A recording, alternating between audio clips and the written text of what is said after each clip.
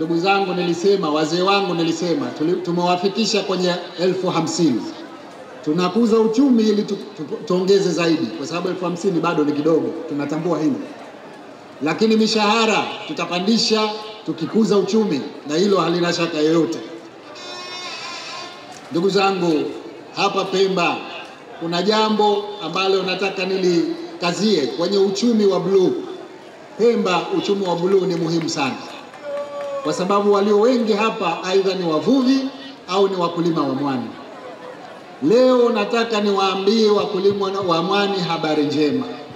Kiwanda chetu cha Manangwe pale kimeshakamilika, mashine zinakuja, hakutokuwa na shida ya soko. Mwani wote unaolimwa hapa Pemba tutaununua serikali. Tutaongeza thamani hapa ili tunachowapa wakulima kiwe kizuri zaidi.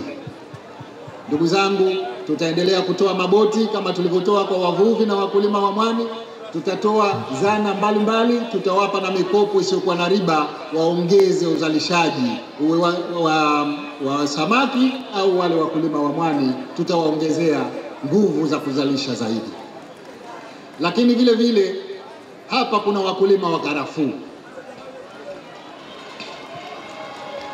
Kwa sehemu kubwa zao letu la karafuu limekuwa likipata changamoto kwamba mashamba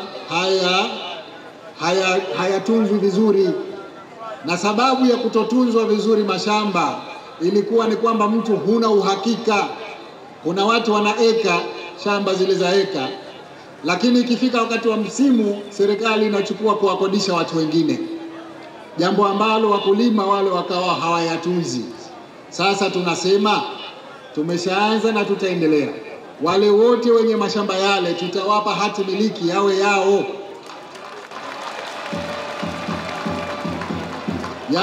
Wao wayatunze, wazalishe karafuu kwa wingi zaidi, na wakitangulia mbele ya haki watoto wao warithi. Hiyo ndio njia pekee ya kuwawezesha wakulima wa karafuu, lakini ndio njia pekee ya kuongeza uzalishaji wa zao la karafuu katika nchi yetu.